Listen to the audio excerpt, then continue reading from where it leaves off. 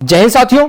तो हम आपको सीटेट एग्जाम 2022 की तैयारी करा रहे हैं, जिसके अंतर्गत आज हम देखने वाले हैं पर्यावरण अध्ययन का प्रैक्टिस सेट नंबर 21, जिसमें हम देखेंगे पिछले प्रैक्टिस सेट की तरह 30 बहुत ही महत्वपूर्ण प्रश्न। तो सभी साथी अंत तक हमारे साथ बने रहें, वीडियो को बीच में स्किप ना करें। और जिन साथियों ने अभी तक हमारे चैनल को सब्सक्राइब नहीं किया है, उन सभी साथियों से मेरा निवेदन है कि वो सभी साथी चैनल को सब्सक्राइब जरूर कर लें। तो साथियों शुरू करते हैं आज का प्रैक्टिस सेट और देखते हैं अपना पहला प्रश्न। हमारा पहला प्रश्न है, पर्यावरण अध्ययन की पाठ्य पुस्तकों में अभ्यास एवं गतिविधियों को उपलब्ध कराना चाहिए। प्रकरणों में अंतर्निर्मित, पाठ के अंत में, पुस्तक में अलग अलग स्थानों पर या फिर इकाई के अंत में।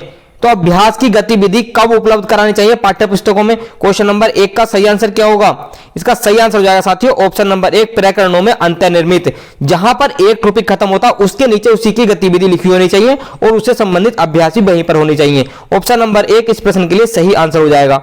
अगला प्रश्न देखेंगे, प्रश्न नंबर 2 है, पर्यावरण अध्ययन के शिक्षक को बच्चे के दृष्टिकोण को स्वीकार करना एवं सम्मान देना चाहिए, या विशेषतः पुस्तकों और परीक्षाओं पर ध्यान देना चाहिए, या अभिभावकों के विचारों को स्वीकार करना एवं सम्मान देना चाहिए, या फिर ऑप्शन नंबर 4 है विशेषतः प्रयोगों पर ध्यान देना चाहिए। तो पर्यावरण अध्ययन के शिक्षक को निम्न में से क्या करना चाहिए? क्वेश्चन नंबर 2 का सही आंसर क्या हो जाएगा? इसका सही आंसर होगा साथियों ऑप्शन नंबर 4, कि उसको विशेषतः प्रयोगों पर ध्यान देना चाहिए। ऑप्शन नंबर 4 इस प्रश्न के लिए सही आंसर हो जाएगा, क्योंकि साथियों कहा भी गया है कि पर्यावरण शिक्षा के लिए सबसे जो प्रभावशाली विधि होती है वो होती है प्रयोगशाला विधि।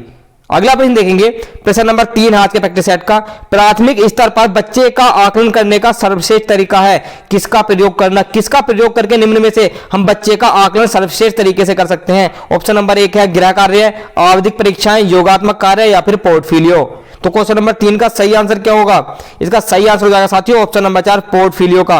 ऑप्शन नंबर 4 स्पेशली लिए सही आंसर हो जाएगा। साथियों पोर्टफोलियो एक ऐसा डाटा होता है जिसमें उस बच्चे के बारे में सभी कुछ लिखा होता है कि उसको कितना अधिगम हो रहा है, कहां पे बच्चा वीक है, सब कुछ पोर्टफोलियो के अंदर लिखा हुआ होता है। अगला प्रश्न देखेंगे, प्रश्न नंबर 4 है आज के प्रैक्टिस सेट का, एक शिक्षक पढ़ाते समय श्रव्य दृश्य सामग्रियों एवं शारीरिक गतिविधियों का प्रयोग करता है क्योंकि ये अधिगम वृद्धि में अधिकतम इंद्रियों का उपयोग करते हैं, शिक्षार्थियों को दिशा परिवर्तन उपलब्ध कराते हैं, शिक्षक को आराम उपलब्ध कराते हैं, या फिर प्रभावी आकलन को सुगम बनाते हैं। तो एक शिक्षक पढ़ाते समय श्रव्य दृश्य सामग्री का प्रयोग करता है और अपनी शारीरिक गतिविधियों का, अपने एक्सप्रेशन का प्रयोग करता है। तो क्वेश्चन नंबर 4 का सही आंसर क्या हो जाएगा कि वह ये उपयोग क्यों करता है इन सब चीजों का? तो क्वेश्चन नंबर 4 का सही आंसर होगा साथियों ऑप्शन नंबर 1, अधिगम वृद्धि में अधिकतम इंद्रियों का उपयोग करता है, जिससे कि अधिगम बच्चों को ज्यादा से ज्यादा होता है, बच्चा ज्यादा से ज्यादा सीखता है। ऑप्शन नंबर 1 इस प्रश्न के लिए सही आंसर हो जाएगा। अगला प्रश्न देखेंगे, प्रश्न नंबर 5 है, सीमा प्रत्येक पाठ को रटकर तुरंत सीख लेती है, जबकि लीना चर्चा एवं ब्रेन स्टॉर्मिंग यानी कि मस्तिष्क आलोडन के बाद प्रत्येक पाठ को समझती है। यह रिक्त स्थान के विकासात्मक सिद्धांत की ओर संकेत करता है। साथियों ध्यान दीजिएगा कि सीमा पाठ को रटकर सीख लेती है, जबकि लीना उसी पाठ को समझकर सीखती है। तो यह विकासात्मक सिद्धांत की किस विकासात्मक सिद्धांत की ओर संकेत करता है? ऑप्शन नंबर 1 है सामान्य से विशिष्ट की ओर, वैयक्तिक भिन्नताओं, निरंतरता, या फिर अंतः संबंध। तो क्वेश्चन नंबर 5 का सही आंसर क्या होगा? इसका सही आंसर होगा साथियों ऑप्शन नंबर 2, वैयक्तिक भिन्नताओं की। दोनों की अलग अलग भिन्नता है, एक रटकर सीख लेती है, दूसरी समझकर। तो ऑप्शन नंबर 2 इस प्रश्न के लिए सही आंसर हो जाएगा। अगला प्रश्न देखेंगे, प्रश्न नंबर 6 है, रिक्त स्थान के अलावा निम्नलिखित पर्यावरण अध्ययन पढ़ाने की विधियां हैं, तो इनमें से कौन सी विधि ऐसी है जो पर्यावरण अध्ययन की नहीं है? ऑप्शन नंबर 1 सहयोगात्मक अधिगम, समस्या निर्देशित खोज, या फिर व्याख्यानों द्वारा स्पष्ट करने।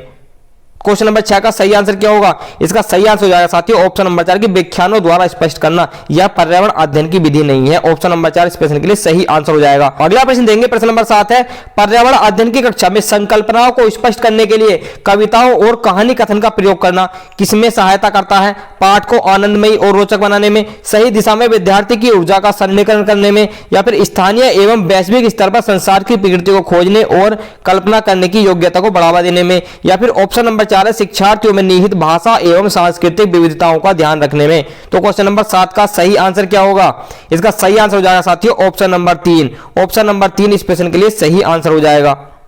अगला प्रश्न देखेंगे, डिसलेक्सिया मुख्यतः की समस्या के साथ संबंधित है। तो डिसलेक्सिया किसको कहा जाता है? बोलने और सुनने की समस्या को, बोलने की समस्या को, पढ़ने को, या फिर सुनने की समस्या को। तो क्वेश्चन नंबर 8 का सही आंसर क्या होगा? इसका सही आंसर हो जाएगा साथियों ऑप्शन नंबर 3, पढ़ने की समस्या को डिसलेक्सिया कहा जाता है। ऑप्शन नंबर 3 इस प्रश्न के लिए सही आंसर हो जाएगा।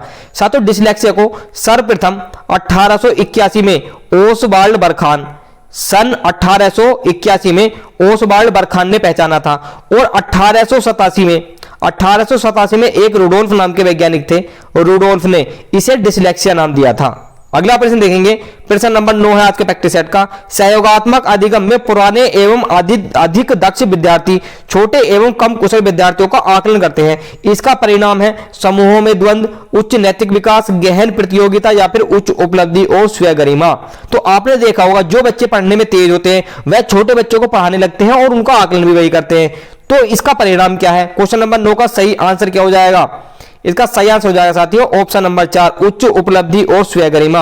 ऑप्शन नंबर 4 इस प्रश्न के लिए सही आंसर हो जाएगा। अगला प्रश्न देखेंगे, अल बिरूनी जिस देश से आया उसका नाम क्या है? तो अल बिरूनी किस देश से आया था? उज्बेकिस्तान से, बांग्लादेश से, ओमान से या फिर अफगानिस्तान से? तो क्वेश्चन नंबर 10 का सही आंसर क्या हो जाएगा? इसका सही आंसर हो जाएगा साथियों ऑप्शन नंबर 1, उज्बेकिस्तान से। अल बिरूनी उज्बेकिस्तान से आया था। साथियों इसने एक भारत के इतिहास पर महत्वपूर्ण किताब लिखी थी जिसका नाम था तारीख ए हिंद। तारीख ए हिंद नामक पुस्तक अल बिरूनी ने लिखी थी भारतीय इतिहास पर, और यह उज्बेकिस्तान का रहने वाला था, वहां से भारत आया था। ऑप्शन नंबर 1 इस प्रश्न के लिए सही आंसर हो जाएगा। अगला प्रश्न देखेंगे, पर्यावरण से संबंधित प्रथम बैठक कहां आयोजित की गई थी? वेरी इंपोर्टेंट क्वेश्चन जाता है साथियों ये भी आपके लिए। ऑप्शन नंबर 1 जिनेवा में, स्कॉटलैंड में, वाशिंगटन में या फिर भारत में? तो साथियों पर्यावरण से संबंधित प्रथम बैठक 5 जून सन 1972 को स्कॉटलैंड में आयोजित की गई थी। ऑप्शन नंबर 2 इस प्रश्न के लिए सही आंसर हो जाएगा। अगला प्रश्न देखेंगे, प्रश्न नंबर 12 है आज के प्रैक्टिस सेट का। प्रयोग और प्रयोगात्मक कार्य करते हुए श्यामा का निष्पादन कक्षा में सर्वश्रेष्ठ होता है। वह कक्षा में सर्वश्रेष्ठ अंक प्राप्त करती है। उसे बहुत सृजनात्मक शिक्षार्थी माना जाता है, इसलिए वह रिक्त स्थान के द्वारा संकल्पनाओं को सीखती है। ऑप्शन में 1 अपसारी चिंतन, अभिसारी चिंतन, मॉडलिंग या फिर अनुकरण। तो क्वेश्चन नंबर 12 का सही आंसर क्या हो जाएगा? इसका सही आंसर हो जाएगा साथियों ऑप्शन नंबर 1, अपसारी चिंतन के द्वारा। ऑप्शन नंबर 1 इस प्रश्न के लिए सही आंसर हो जाएगा, क्योंकि साथियों श्यामा कम समय में शीघ्रता से ठीक कार्य कर सकती है, इसलिए वह अपसारी चिंतन के द्वारा संकल्पनाओं को सीखती है। अगला प्रश्न देखेंगे, प्रश्न नंबर 13 है। कक्षा में एक प्रभावी शिक्षण अधिगम प्रक्रिया होती है जब शिक्षक बच्चों के ज्ञान को पढ़ाई जाने वाली नई संकल्पनाओं के साथ जोड़ने में सहायता करता है। इसके पार्श्व में निहित उद्देश्य किसको बढ़ावा देना है? शिक्षार्थी स्वायत्तता को, व्यक्तिगत भिन्नताओं को, पुनर्वलन को या फिर ज्ञान का सहसंबंध एवं स्थानांतरण को? तो क्वेश्चन नंबर 13 का सही आंसर क्या हो जाएगा? इसका सही आंसर हो जाएगा साथियों ऑप्शन नंबर 4, ज्ञान का सहसंबंध एवं स्थानांतरण को। ऑप्शन नंबर 4 इस प्रश्न के लिए सही आंसर हो जाएगा। अगला प्रश्न देखेंगे, रोहन के विद्यालय में एक विज्ञान प्रदर्शनी का आयोजन किया गया था। इसका आयोजन एक उद्देश्य के साथ किया गया था। आपके विचार से कौन सा उद्देश्य सर्वाधिक उपयुक्त है जिसके लिए उस विज्ञान प्रदर्शनी का आयोजन किया गया था? ऑप्शन नंबर 1 विद्यालय का नाम प्रसिद्ध करना, शिक्षार्थियों के लिए सृजनात्मक माध्यम उपलब्ध कराना, अभिभावकों को संतुष्ट करना या फिर विभिन्न व्यवसायों के लिए विद्यार्थियों को प्रशिक्षित करना। तो क्वेश्चन नंबर 14 का सही आंसर क्या होगा? इसका सही आंसर हो जाएगा साथियों ऑप्शन नंबर 2, शिक्षार्थियों के लिए सृजनात्मक माध्यम उपलब्ध कराना। ऑप्शन नंबर 2 इस प्रश्न के लिए सही आंसर हो जाएगा। अगला प्रश्न देखेंगे, रिक्त स्थान के अलावा बच्चे के विकास को आकार देने वाले वातावरणीय कारकों में निम्नलिखित में सभी शामिल हैं। शिक्षा की गुणवत्ता, संस्कृति, पौष्टिकता या फिर शारीरिक गठन। तो बच्चे के विकास को आकार देने वाले वातावरणीय कारकों में कौन शामिल नहीं है? क्वेश्चन नंबर 15 का सही आंसर हो जाएगा साथियों ऑप्शन नंबर 4, शारीरिक गठन। ऑप्शन नंबर 4 इस प्रश्न के लिए सही आंसर हो जाएगा। अगला प्रश्न देखिए, प्रश्न नंबर 16 है। कांसा के विषय में जिसका उपयोग गोलकुंडा के किले में मिली तोप में किया गया था, सही कथन चुनिए। उसके बारे में कौन सा कथन सही है? कांसा तांबा जिसको हम कॉपर कहते हैं तथा टिन की मिश्र धातु है। कांसा तांबा कॉपर तथा जस्त जिंक की मिश्र धातु है। कांसा तांबा तथा प्लेटिनम की मिश्र धातु है या फिर कांसा एक तत्व है? तो कांसा एक तत्व नहीं हो सकता, कांसा एक मिश्र धातु है। जो कांसा बनता है वो तांबे और टिन को मिलाकर बनता है। तो ऑप्शन नंबर 1 इस प्रश्न के लिए सही आंसर हो जाएगा। कांसा तांबा तथा टिन की मिश्र धातु है। ऑप्शन नंबर 1 इस प्रश्न के लिए सही आंसर हो जाएगा। अगला प्रश्न देंगे, प्रश्न नंबर 17 है। एक ही तरह की फसल बार बार उगाने और बहुत से रसायनों के उपयोग करने में मृदा किसी विशेष फसल के लिए उपयोगी बन जाती है, बंजर हो जाती है, सिंचाई के लिए उपयुक्त बन जाती है या फिर उर्वर यानी कि उपजाऊ बन जाती है? तो क्वेश्चन नंबर 17 का सही आंसर क्या हो जाएगा? किसी फसल को एक ही खेत में बार बार उगाया जाता है तो उससे भूमि हमारी बंजर हो जाती है। ऑप्शन नंबर 2 इस प्रश्न के लिए सही आंसर हो जाएगा। अगला प्रश्न देखेंगे, प्रश्न नंबर 18 है। निम्नलिखित में से लेह और लद्दाख के मकानों की विशेषताएं चुनिए। कि लेह और लद्दाख में जो मकान पाए जाते हैं उनकी कौन कौन सी विशेषताएं हैं? पहली विशेषता, पेड़ के तने से बनी लकड़ी की ढालू छतें, निचली मंजिल में कोई खिड़की नहीं, पत्थर, मिट्टी और चूने से बनी मोटी दीवारें या लकड़ी के फर्श। तो क्वेश्चन नंबर 18 का सही आंसर क्या हो जाएगा? इसका सही आंसर हो जाएगा साथियों ऑप्शन नंबर 2 बी, सी और डी। बी ऑप्शन निचली मंजिल में कोई खिड़की नहीं होती, ये सही है। सी ऑप्शन पत्थर, मिट्टी और चूने से बनी मोटी दीवारें होती हैं, ये भी सही है। और लकड़ी के फर्श, ये भी सही है। ऑप्शन नंबर 2 इस प्रश्न के लिए सही आंसर हो जाएगा। अगला प्रश्न देखेंगे, प्रश्न नंबर 19 आज के प्रैक्टिस सेट का। तरुण भारत संघ नामक समूह संबंधित है। वेरी इंपोर्टेंट क्वेश्चन हो जाता है साथियों। तरुण संघ किससे संबंधित है? स्कूलों में दोपहर का पका हुआ भोजन उपलब्ध करवाने से, विशेष रूप से सक्षम बच्चों को सिखाने में मदद करने से, आर्थिक रूप से कमजोर वर्गों के बच्चों के लिए निःशुल्क कोचिंग कक्षाएं चलवाने से, या फिर पुरानी झीलों के पुनर्निर्मित करने से। तो क्वेश्चन नंबर 19 का सही आंसर क्या हो जाएगा? इसका सही आंसर हो जाएगा साथियों ऑप्शन नंबर 4 पुरानी झीलें पुनर्निर्मित करने से। ऑप्शन नंबर 4 इस प्रश्न के लिए सही आंसर हो जाएगा। अगला प्रश्न देखते हैं साथियों, प्रश्न नंबर 20 है, सांपों के संदर्भ में सही कथन चुनना। सांपों के बारे में जो कथन कहा गया है उनमें से सही कथन हमें छांटने हैं। पहला कथन है, हमारे देश में केवल 4 तरह के जहरीले सांप पाए जाते हैं, बिल्कुल सही है।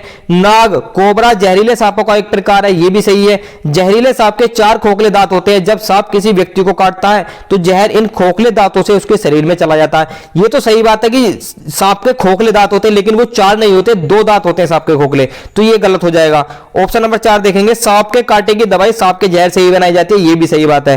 तो हमारे इसमें सही हो गए ए, बी एंड डी। तो जो हमारा ऑप्शन है 4, ये हमारा इसके लिए सही आंसर हो जाएगा, ए, बी और डी। ऑप्शन नंबर 4 इस प्रश्न के लिए सही आंसर हो जाएगा।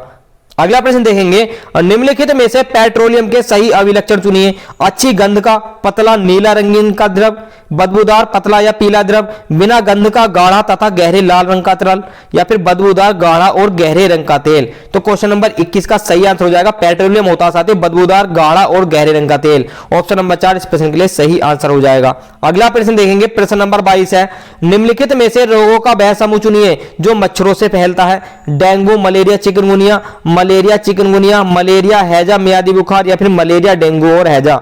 तो मच्छरों से फैलता है साथियों डेंगू, मलेरिया और चिकनगुनिया। ऑप्शन नंबर 1 इस प्रश्न के लिए सही आंसर हो जाएगा। अगला प्रश्न देखेंगे, प्रश्न नंबर 23 है, मधुबनी चित्रों को बनाने के लिए चित्रकारों द्वारा उपयोग किए जाने वाले रंग होते हैं। वेरी इंपोर्टेंट क्वेश्चन हो जाता है साथियों। सोने चांदी को घोलकर बनाए गए पेंट, अति उत्तम गुणवत्ता के फाइबर पेंट, पिसे हुए चावल के रंगीन घोल, या फिर विशेष प्रकार से बने पोस्टर रंग।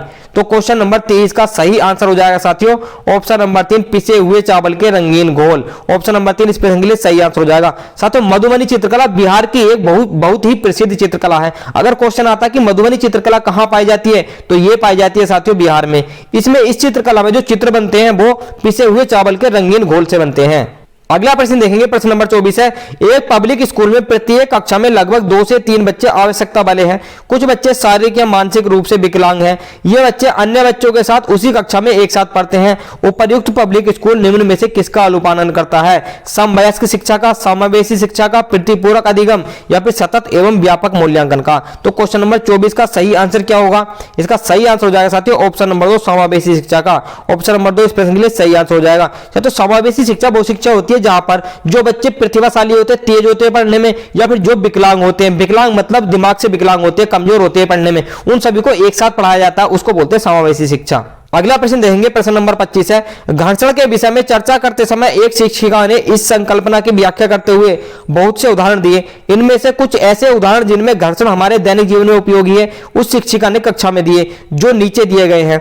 हम पेन की नोक और कागज के बीच घर्षण होने के कारण ही लिख पाते हैं, यह भी सही बात है। हम फर्श पर हमारे पैर और फर्श के बीच घर्षण के कारण चल पाते हैं, यह भी सही है। ऊर्ध्वाधर ऊपर फेंकी गई कोई गेंद घर्षण के कारण हमारे पास वापस लौटती है, यह गलत है, ये लौटती है गुरुत्वाकर्षण बल के कारण। अगला देखते हैं, घर्षण के कारण ही हम किसी गतिशील वाहन को ब्रेक लगाकर रोकते हैं, यह सही है। तो इसका हमारा सही हो जाएगा ए, बी एंड डी, जो कि है हमारे A, B and D option number 3 में, D, A, B. Option number 3 इस प्रश्न के लिए सही आंसर हो जाएगा। अगला प्रश्न देखेंगे, प्रश्न नंबर 26 आज के प्रैक्टिस सेट का, एक पश्मीना शाल लगभग साधारण स्वेटरों के बराबर गर्म होती है तथा एक साधारण पश्मीना शाल को बुनने हेतु कितने घंटों का समय लगता है? तो इन दोनों रिक्त स्थानों में क्या भरा जाएगा? क्वेश्चन नंबर 26 का सही आंसर क्या होगा? इस क्वेश्चन का सही आंसर हो जाएगा साथियों कि एक पश्मीना शाल 10 साधारण स्वेटरों के बराबर गर्म होती है तथा एक साधारण पश्मीना शाल को बुनने में 200 घंटों का समय लगता है। ऑप्शन नंबर 4 10 और 200 इसके लिए सही आंसर हो जाएगा। अगला प्रश्न देखेंगे, प्रश्न नंबर 27 आज के प्रैक्टिस सेट का, सरिता की शिक्षिका उसे विभिन्न सामूहिक गतिविधियों में शामिल रखती है, जैसे समूह चर्चा, समूह परियोजना आदि। उसकी शिक्षिका सीखने के किस आयाम का अनुगमन कर रही है? प्रतियोगिता आधारित सीखना, भाषा निर्देशित सीखना, सामाजिक गतिविधि के रूप में सीखना या फिर मनोरंजन द्वारा सीखना। तो क्वेश्चन नंबर 27 का सही आंसर क्या होगा? इसका सही आंसर क्या होगा साथियों? इसका सही आंसर हो जाएगा ऑप्शन नंबर 3, सामाजिक गतिविधि के रूप में सीखना। ऑप्शन नंबर 3 इस प्रश्न के लिए सही आंसर हो जाएगा। अगला प्रश्न देखेंगे, प्रश्न नंबर 28 है, नेपेंथिस एक ऐसा पौधा है जो मेंढकों, कीड़ों मकोड़ों और चूहों जैसे छोटे जीवों को अपने अंदर फांस कर खा जाता है। हमारे देश में यह पौधा कहां पाया जाता है? असम में, मेघालय में, उड़ीसा में और अरुणाचल प्रदेश में। तो साथियों नेपेंथिस पौधा पाया जाता है असम में, मेघालय में और अरुणाचल प्रदेश में। इन तीनों जगह यह पौधा पाया जाता है। अगला प्रश्न देखते हैं, उसे चुनिए जो अन्यों से भिन्न है। ग्रीस, पैराफिन मोम, कोयला या फिर पेट्रोल। तो साथियों ग्रीस, पैराफिन मोम और पेट्रोल ये तीनों ही पेट्रोलियम के उत्पाद है। तो इसके लिए ऑप्शन नंबर 3 हमारा सही आंसर हो जाएगा। कोयला ये अन्यों से भिन्न है। ऑप्शन नंबर 3 बिल्कुल सही आंसर हो जाएगा क्वेश्चन नंबर 29 के लिए। अगला प्रश्न देंगे, प्रश्न नंबर 30 है, बिहार के गांवों में बहुत से किसान अतिरिक्त धन कमाने के लिए मधुमक्खी पालन करके शहद एकत्रित करने का कार्य करते हैं। मधुमक्खी पालन शुरू करने का सबसे अच्छा समय कब है? जुलाई से सितंबर, अप्रैल से जून, अक्टूबर से दिसंबर या फिर जनवरी से मार्च। तो क्वेश्चन नंबर 30 का सही आंसर क्या होगा यह आपको हमें कमेंट करके बताना है। तो जल्दी से क्वेश्चन नंबर 30 का आंसर कमेंट में टाइप कर दीजिए। तो साथियों ये थे हमारे आज के 30 बहुत ही महत्वपूर्ण प्रश्न। और जो भी साथी अंत तक हमारे साथ बने रहे हैं उनका बहुत बहुत धन्यवाद। और जिन साथियों ने अभी तक हमारे चैनल को सब्सक्राइब नहीं किया वो सभी साथी चैनल को सब्सक्राइब जरूर कर लें, क्योंकि इस तरीके के प्रैक्टिस सेट हम आपको अपने यूट्यूब चैनल पर प्रोवाइड कराते रहेंगे। और हम प्रीवियस ईयर के क्वेश्चन पेपर भी सोल्व कर रहे हैं साथ में। तो जल्दी से जल्दी हमारे चैनल के साथ जुड़ जाए, हमारे चैनल को सब्सक्राइब कर दें। तो हम मिलते हैं आपसे अगली क्लास में। जय हिंद।